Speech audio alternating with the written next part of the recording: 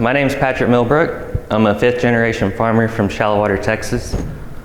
I've got a bachelor's degree in plant and soil science at Texas Tech. We grow predominantly cotton, the occasional corn. We used to do a lot of hay back in the day, not as popular now, but still got that in our back pocket if we need it. Trying to be more no-till. I still strip till some, and the occasional soil butcher. I don't know if y'all know what a soil butcher is, but I had a good friend explain it that basically if you're running a moldboard plow or a ripper or putting tremendous amounts of nitrogen on the land or dousing it in chemical, you basically need a t-shirt that says I am a soil butcher. How did you get interested in wide row cotton? Picture's worth 1,000 words. I don't know if y'all can see this, but that is one lone plant with one bowl. I mean, if that's not motivation, I don't know what is. You start to learn from your failures. Inputs keep rising. I don't have to tell anybody in this room that. Seed costs keep going up. Chemicals, the ones you actually use, go up. Some other reasons is to make the solid cotton work on dry land. You know, I used to hear, if you can get one rain in July, one rain in August, and you know, the fall be good to you, you're gonna make this 2-bale cotton. Well, that's just not the case. I mean, I don't know how y'all's farms are, but it seems like it has to rain every 10 days, every time I need it, the perfect amount.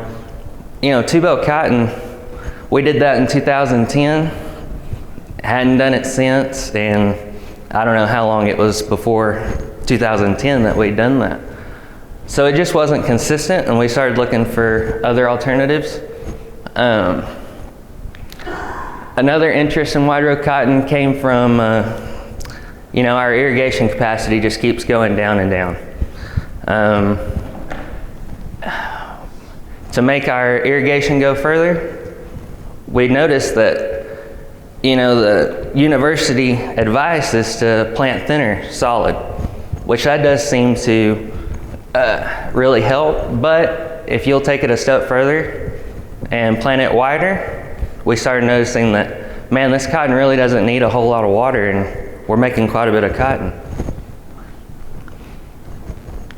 So in February of 2018, my dad, my friend Walker, and I went to Australia, and we'd been talking to a guy named Ben Smith, and he told us, y'all just come on, we'll take care of you. Come see how we do it. And what you're seeing here is some 120-inch dryland cotton. One big point to make in Australia is they have no government subsidy and no insurance. If they plant the crop, you better find a way to get some income out of it. So we were looking for a more sure solution. So I learned everything in Australia. I came back, I'm ready to implement these great ideas on dry land. That was because we went to Australia in February. Well, planting time's May. So we show up, we're ready to put into practice what we learned, and we didn't get a drop of rain and didn't get one single patch of dry land cotton up. But we did plant some 60-inch irrigated cotton. And this wasn't the average. I don't like cherry picking, but this just goes to show what's possible.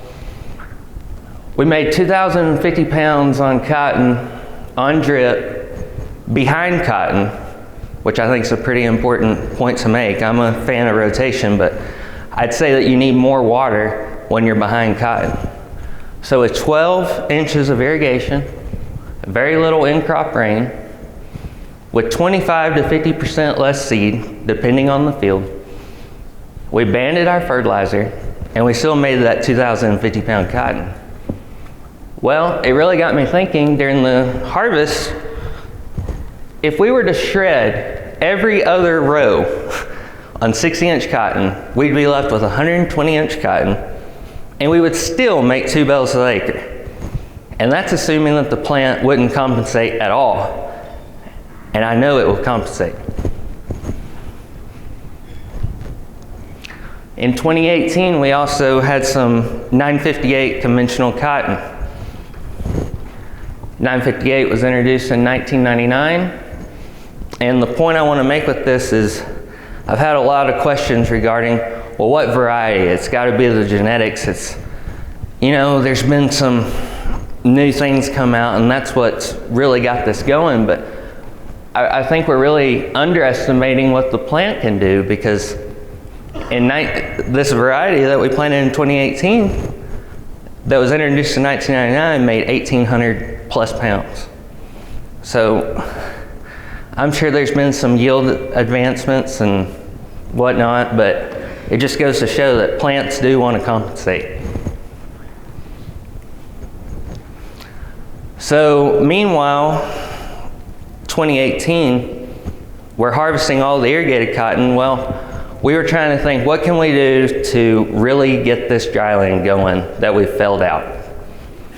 Well, we planted a radish hay grazer mix, and that wasn't really my idea. I don't like taking credit for things that aren't mine. There was a lot of trial data done in Australia that I'd followed, and they were the ones saying, we've always seen a yield bump behind radish. Okay, so let's do it. One of the benefits of the radish is nutrient recycling. Everybody just sees this tuber that's about 12 inches long, but they got feeder roots that are going 4 feet long. And they're bringing all those nutrients that maybe aren't available and our traditional crops can't go down and get, and bringing them to the top where we can use them. Mellow the ground, I don't know if mellow is really a term, but I don't know how else to explain it. You walk across the field and it's like walking across a sponge. It's just really nice. Microbial boost, we definitely saw that when I dig out there, and we went from very little earthworm activity. Most of the fields had been plowed. They were new to me. So we really didn't have much microbial activity going into it, but after that, we started seeing the earthworm activity get going. We had so much rain in the fall, which really caused trouble at harvest, but on the plus side, on the dry land, it was shading out the ground so well that we went 45 days without crusting. So May 17, 2018, dry land, I'm sorry, that was supposed to say 2019, so it was just this past year. I planted wall-to-wall 90-inch cotton. I was sold. I'd been on my trip to Australia. I said, I've seen it work. I'm convinced. Let's do it. I had plenty of ground cover. I had a 14,000 population, which on 90-inch rows is 2 seeds to the foot. I banded fertilizer with the planter, and as I hope you can see from this picture, things were extremely set up to make a crop, in my opinion. We had plenty of moisture. It planted perfect. We got ground cover. What could go wrong? Well, about 1 week later, after I was already germinating cotton, so the ground was already wet, we had about 6 inches, and it happened in about 5 seconds. Well, about 3 days after that, the ground is fully saturated. You can't run a sand fighter if you wanted to. And really, it's not the field that's blowing, it's just so much dust in the air. And we had static electricity, sand, problem after problem, and I thought, oh no, this isn't gonna work. So this is June 28th. I mean, you're supposed to have cotton blooming or thinking about it. And I mean, this cotton's just pathetic. I've had to run the sand fighter, the stand is gone. It started out sick. Nothing was going for it. I put in my slide, running a sand fighter on June 28th, puny 90-inch cotton sure is depressing. Stand was approximately 7,500 plants to the acre. I didn't count them, but it could probably have been worse than that. So this is a month after that. You look at it, freaking stuff is freaky loaded. Better than irrigated as far as load.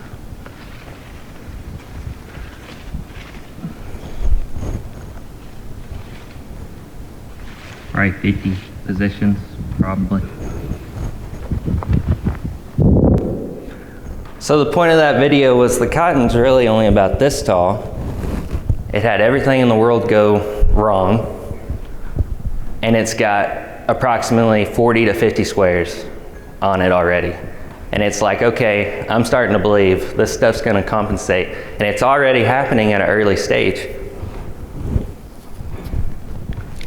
So this was 1 month after that. I'm sure y'all remember the stretch of heat in August. It was 108 that day, and I went out to that field, and that's all that cotton needed. 108 degrees, getting its heat, wasn't wilting even the slightest. After I woke up the next day, it was like the 27th of August, and some of my solid dryland, this was a bowl that it just, I guess, got so hot it just busted. And that was pretty common. I probably had 15% do that. This is also the day, the 108 degree day, our 60-inch drip. Starts out at 3 gallons a minute, sometimes falls some after that. Not much water, but these plants are just not wilting.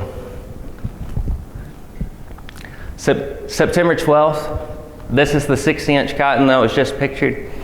We've already got a bowl opening. And I don't know if y'all can really tell, but it hasn't missed a position in that whole, I don't see one missing fruit.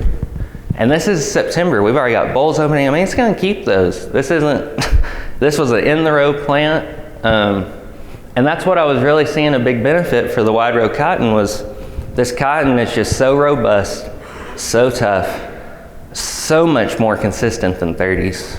And it's gonna, come harvest time, I was counting it off, and most plants had 50 bowls to harvest. October 12th, I'm banding my defoliation. Some of the, obviously a money standpoint, defoliation is always short. I don't know if y'all get that from y'all's chemical salesman, but ours is always short. So we saved, 50% of our money. I believe I got better coverage just because obviously all the plant and leaves are exposed. That defoliation worked tremendously. I've never seen defoliation work like that. It had everything open and ready to go for a kill shot in 5 days. And I think it's just because every drop of chemical that hit, the sun could hit it, make the chemical work better. A lot of benefits. So this is my 90-inch cotton. This was my best field. We had 4 fields of it. It made 580 pounds, fence to fence, wall to wall, not the cheating acre. If you want the cheating acre, it was like 1,300 pounds. Had a 41% turnout. The gen manager called me and said, I couldn't wait to hear my yield, so I called him because it wasn't posted on my phone, and I said, Jerry, what'd that cotton make? And he said, I don't want to tell you because I think it's wrong. And I said, well, what's the deal? And he said, well, I think I have you pegged at a 41% turnout, and I know you ran a stripper. I said, well, I don't know, just let me know. And he called me back about an hour later. No, that cotton had a 41% turnout. Don't know how that happened. I said, well, I don't either. Something, above my head. It graded 5680. Sold it for 12 cents over loan. A lot better than some of my traditional stuff. A real interesting point to make was we had 4 fields of 90-inch cotton. This field had rain, and we had 2 fields that didn't get a drop. And the lowest performing field still made 400 pounds. So it really brought the bottoms up. A lot less of a roller coaster ride as far as yield goes. We had some solid 30-inch cotton right next to those 90s that made 200 pounds. 60-inch drip harvest. This 2019 is pretty brutal. I really thought it was gonna make more, but it come back at 1,500 pounds, 55-cent loan, and a 37% turnout. Made a pros and cons list. I'm pretty simple. I just want to point some of these things out. Pros, more cotton per gallon of water. I'd say that's the biggest advantage to wide row cotton.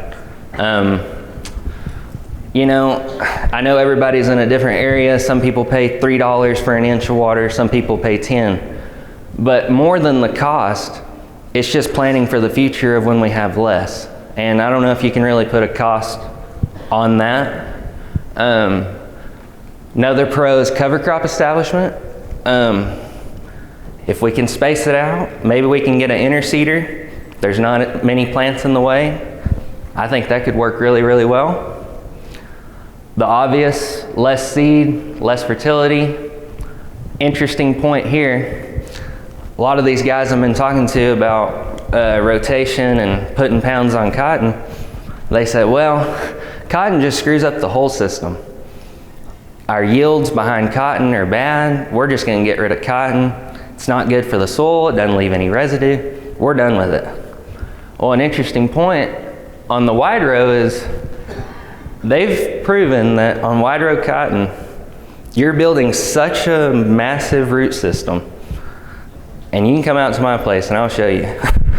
Massive root system, bust open the ground, run a soil probe right in the middle, all the way down. I think it really helps get rid of a lot of compaction and helps your other crop go deeper into that soil profile than it would have.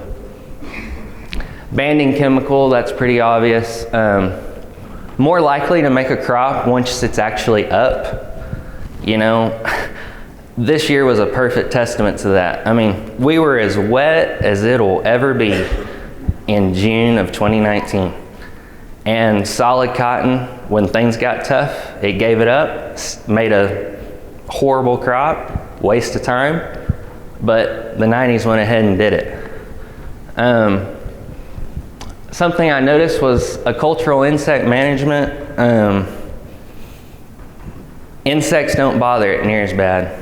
I'm not sure why. I guess just more sunlight and not enough shade for them to get under, but you know, I'd have solid cotton next to wide row and you'd have bollworms over here and nothing over here. So just a little interesting point to make. Cons, pros and cons to everything. Insured for 44% of what you are solid, in my case. So if you were insured for $200 an acre, you're insured for under 100 now. MFP payment is 44% because they're seeing it as land acres. They're not seeing it as you planted wall to wall, even though I think you are. So your MFP payment, whatever you got on those acres, just times it by 0.44 and that's what you would have got. Sand fighting, it seems like I did have to sand fight later in the season just because you know, you got that massive blank and you're relying on that cotton to get big enough to stop it. Not as efficient as at harvest time. We stripped it, but it was definitely a lot slower. Plants are just a lot bigger. We didn't really have much breaking off issues, but you know, one bale, 30-inch cotton, you can go 5 miles an hour. This stuff, one bale, 90-inch cotton, you're probably going 2. Stand becomes more critical. That's pretty obvious. The less plants that you're planting, you're counting on them more and more. If you want to do 60-inch cotton with our planters are set up 12 row 30 and 24 row 30. The only way to plant 60-inch cotton is you got to put an offset in the guidance. And that just becomes, it's not that big a deal at planting, but if you get into a sand fighting situation and your hands don't know how to run technology, all of a sudden you're having to drive off and it doesn't work very well. Landlord concerns, there's a lot of landlords that want to be the farmer, and as far as I'm concerned, if they want to be, here's your tractor and get after it. More PGR management, definitely got to be more on top of it. It can get out of control. I was probably on it twice as much as I am with solid cotton.